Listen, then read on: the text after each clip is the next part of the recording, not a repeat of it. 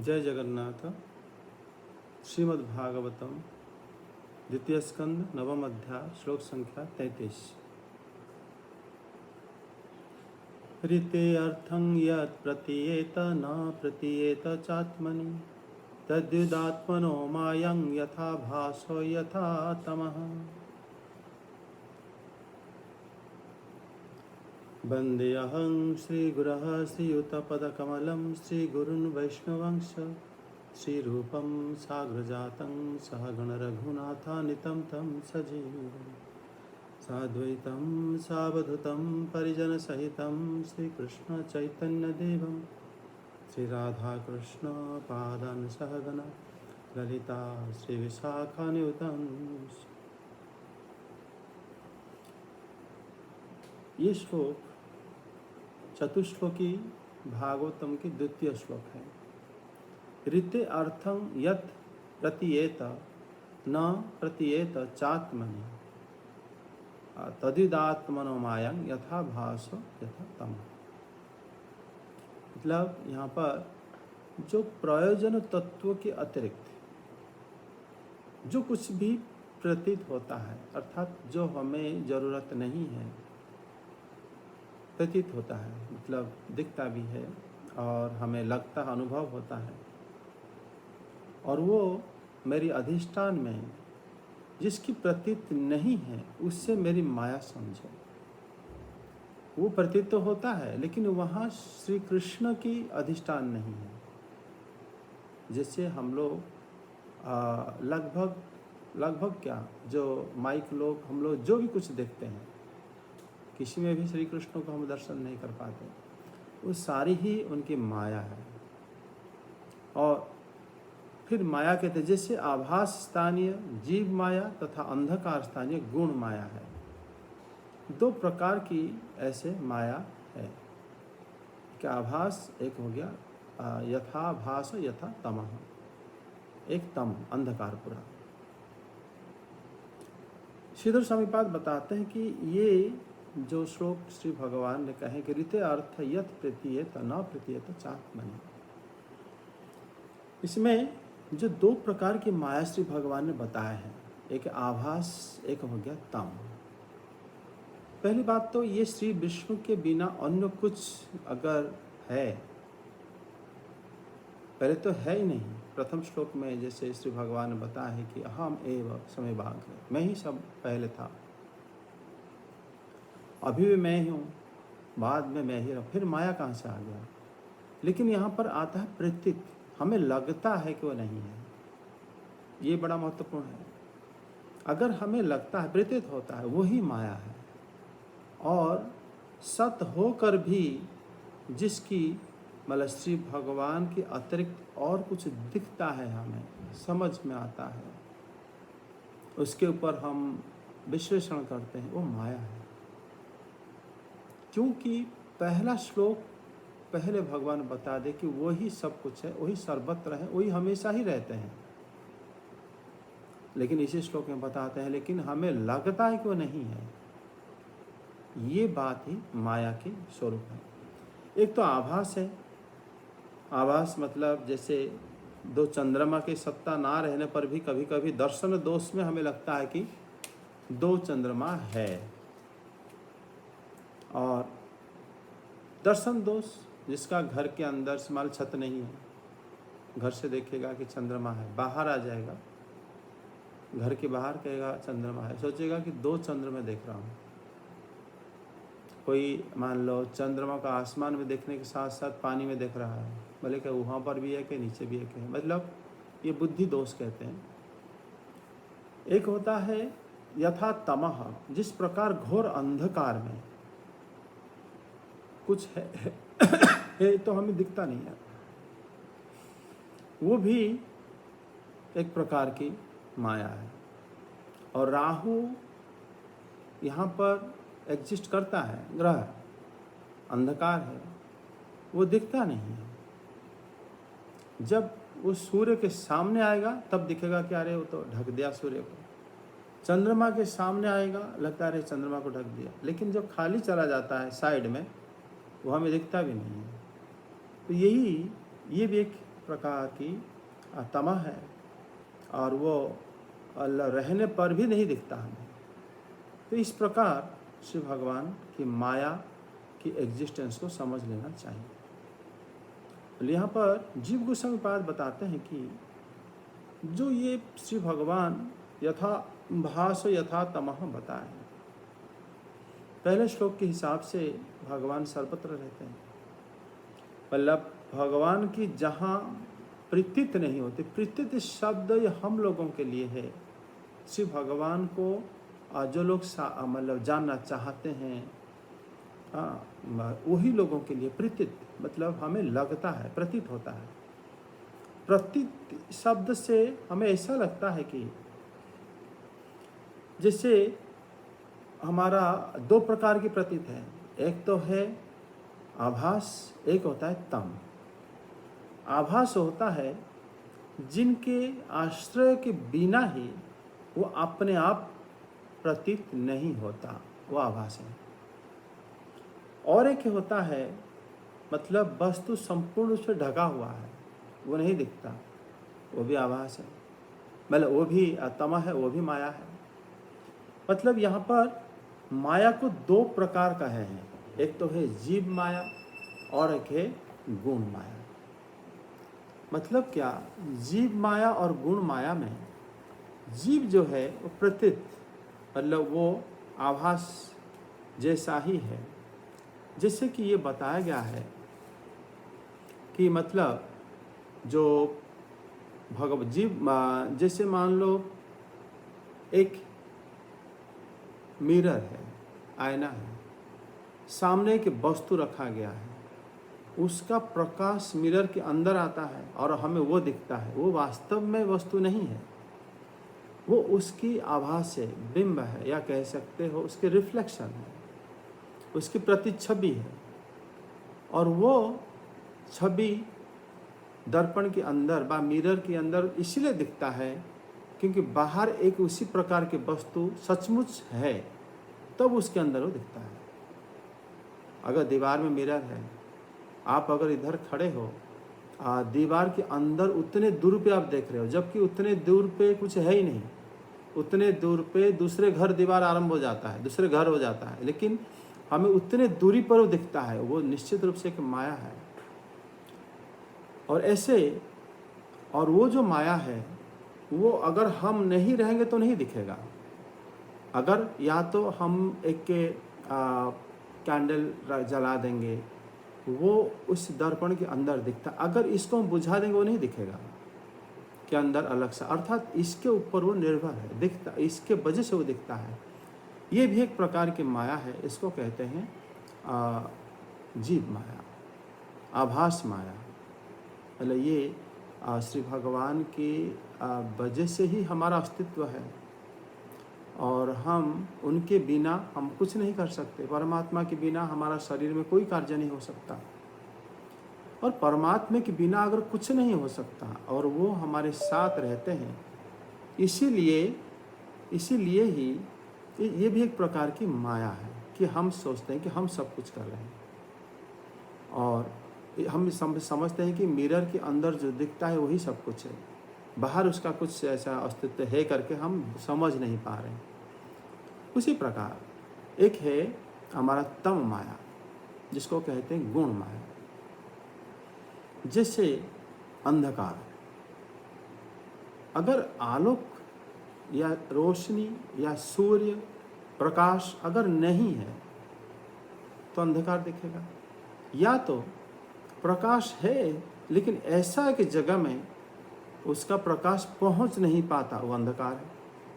तो इससे ये पता चलता है कि ये स्वतंत्र भाव से अंधकार नहीं रह सकता, ये भी एक जगह में ज्योति है, और ज्योति के वजह से जहाँ पर ज्योति का अभाव है उसको कहते हैं अंधकार। अगर कोई कहेगा कि अंधकार को मैं देखूं, अंधकार को देखोगे कैसे? प्रकाश को देखा जा सकता, अंधकार को देख ही नहीं सकते। उसी प्रकार वो माया को भी हम देख नहीं सकते। अगर हम मतलब भौतिक जगत के उदाहरण लेते हैं, जब हम लोग उजाले में होते हैं तब फिर हम बगल में अंधकार को कहते हैं देखो वो अंधेरा है, वही होता है। अगर आप अंधेरे में हो, आसपास दूर दूर तक कोई प्रकाश ही नहीं है, तो आप कैसे देखोगे अंधकार को? भाई अंधकार ये है, उजाला वहाँ पर है। तो इसी प्रकार ये स्वतंत्र भाव से भी अंधकार प्रकट बन ही नहीं सकता। अंधकार प्रकाश के अभाव को कहा जाता है।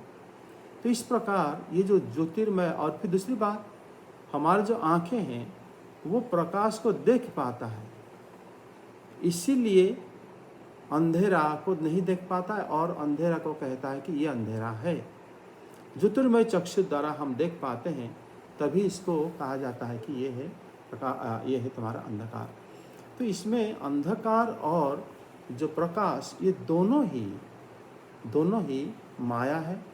एक माया है मतलब जीव माया जो कि आभास है, जो सीधा सीधा भगवान से संबंधित है। दूसरा द्रव्य माया, अर्थात जो गुण, जिस गुण से ये पूरा जगत बना हुआ है।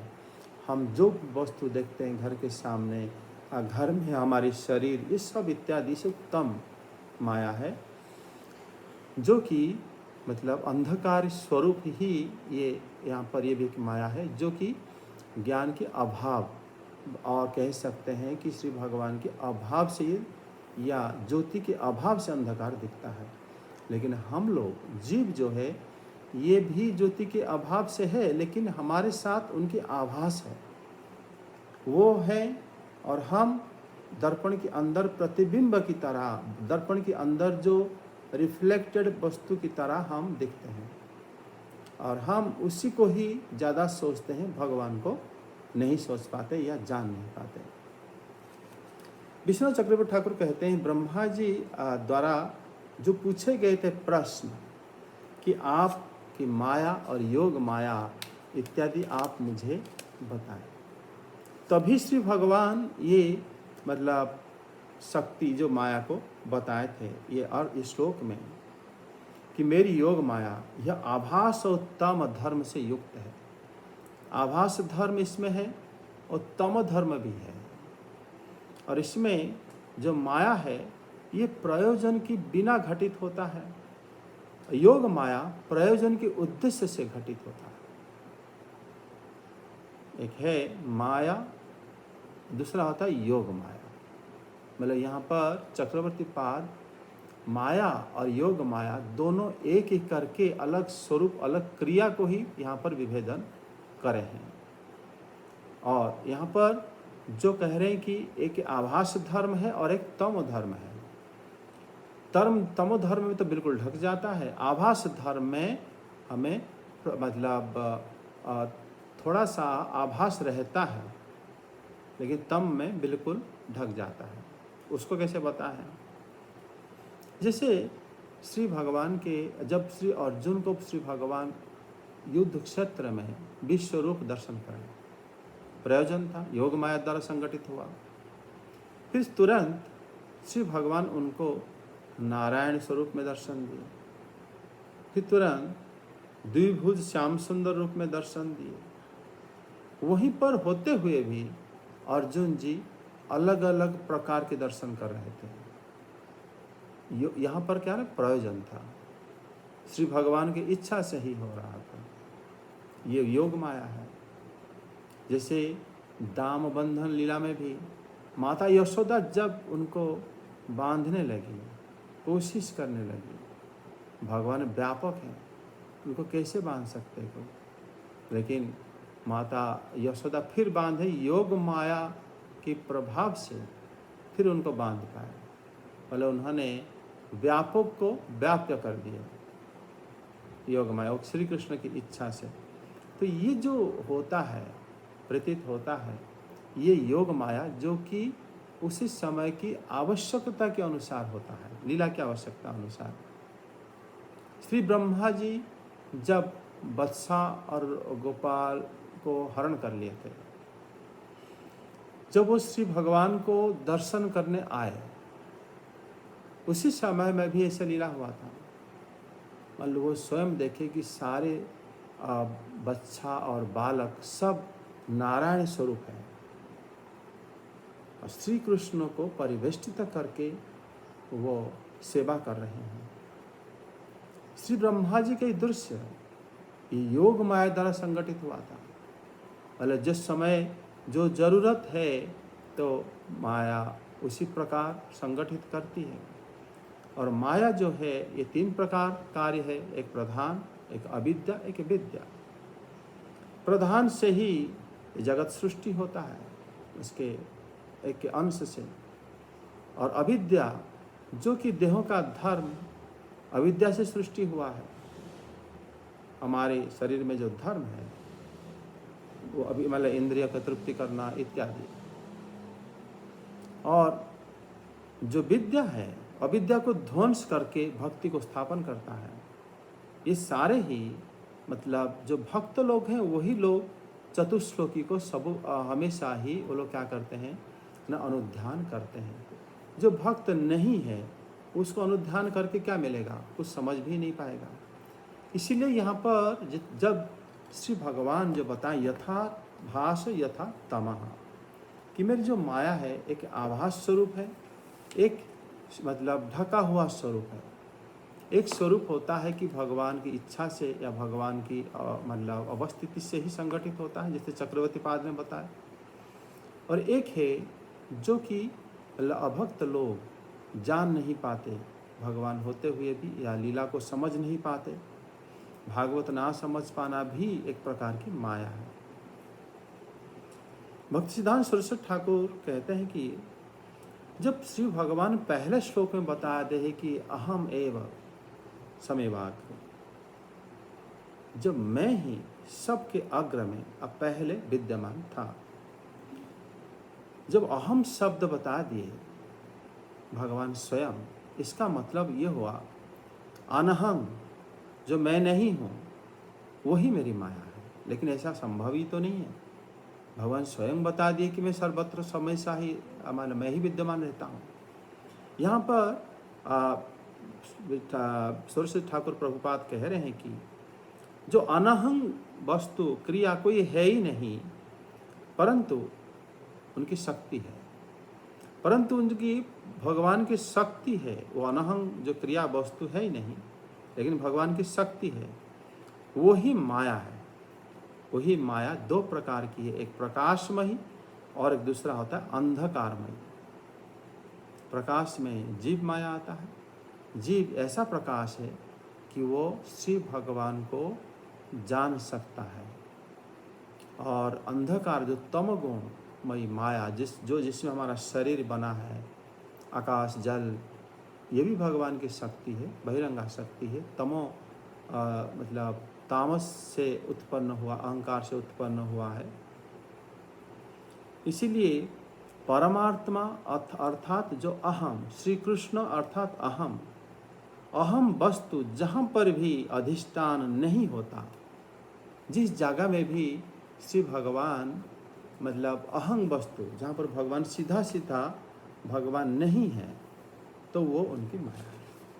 इस प्रकार जो व्याख्या इसी श्लोक का आचार्य लोग ने बताए हैं, जैसे श्री श्रीनिवास आचार्य पाद कह रहे हैं कि जैसे जो अगर कोई जिज्ञासा करे भागवतम अध्ययन करते समय कि ये सभी व्यक्ति एक जैसा श्री कृष्ण को अनुभव क्यों नहीं कर सकते, बाप श्रीमद् भागवतम क्यों समझ नहीं पाते, ये इसका उत्तर, ये बड़ा कौतुक विषय है, आश्चर्य विषय मध्य है, लेकिन ये मेरी माया का प्रभाव समझना चाहिए। ऋतयर्थ यत् प्रतीयते न प्रतीयते चात्मा, मतलब मैं होते हुए भी मैं नहीं दिखता। ये बड़ा आश्चर्य विषय है। अभी ये बड़ा कौतुक विषय है। श्रीनिवास आचार्य पाद कह रहे हैं कि कौतुक है, और यही भगवान की माया है। मतलब जो माया पूरे जगत को नचाती है, और वहाँ पर अनात्म भाव आ जाता है कि भगवान है ही नहीं। ये भाव आना ही माया का स्वरूप है। और कोई कोई लीला में भगवान के प्रयोजन के अनुसार भी भगवान एक होते हुए भी, एक जैसे रहते हुए भी अलग अलग हो जाते हैं। श्री हनुमान जी को भगवान जिस रूप में दर्शन देते हैं, श्री उद्धव जी को, श्री अर्जुन जी को अलग रूप में दर्शन देते हैं। श्री कश्यप जी को अलग रूप में दर्शन देते हैं, वही एक है, वो भी भगवान की योग माया है। और लोग हैं जो बिल्कुल नहीं जान पाते, नास्तिक टाइप का है, कुछ बिल्कुल समझ नहीं पाते, वो भी माया है, वो तम माया है, एक आभासमयी माया है। ऐसे पार्थक्य हमारे चक्रवर्ती पाद ने करे हैं। जीव गोस्वामी पाद श्रीधर स्वामी के अर्थ को लिए हैं कि जीव माया और गुण माया दोनों ही भगवान की माया है।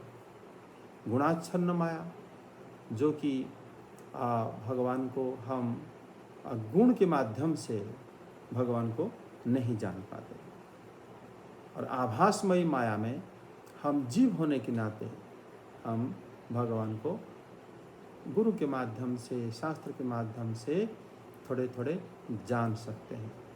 मतलब फिर भी भगवान की कृपा या आशीर्वाद, जैसे बोले हैं मदनुग्रहात्, मेरे अनुग्रह से तुम जान पाओगे, तो यहाँ पर भी आभास माया की बात कहा गया है। तो इस प्रकार ये जो श्लोक है, इसी श्लोक में श्री भगवान अपनी जो चतुश्लोकी का द्वितीय श्लोक को बता रहे हैं, अपनी माया शक्ति के बारे में। अर्थात श्री भगवान सर्वत्र हैं और जीव भगवान को भूलकर अपनी इंद्रिय तृप्ति भोग करता रहता है। यही भोग की वजह से ही जीव क्या करता है, ना अपना भगवान से दूर और दूर चला जाता है। इस लोक में भक्त भी जन्म लेते हैं। अब भक्त क्या करता है, वही श्री भगवान को बिना जाने भी वो उनको प्रति आकृष्ट होकर भजन साधन कीर्तन करता रहता है। फिर वो भी श्री भगवान की योग माया के प्रभाव से उनको जिस रूप में भजन करता है, उसी रूप में श्री भगवान उनको दर्शन दे देते हैं। मतलब ये भी योग माया है और ये महामाया है। तो इस प्रकार एक माया का अलग अलग स्वरूप है। तो ऐसा ही इस श्लोक में श्री भगवान मतलब जो श्री ब्रह्मा जी को दिव्य ज्ञान, भागवत ज्ञान प्रदान करते समय पहले अपनी अवस्थिति सर्वत्र बताने के बाद, जो उनको सर्वत्र अवस्थिति को सब लोग नहीं जान सकते, इसी बात को इसी श्लोक में बताए हैं, कैसे और क्यों। जय जगन्नाथ, हरे कृष्ण।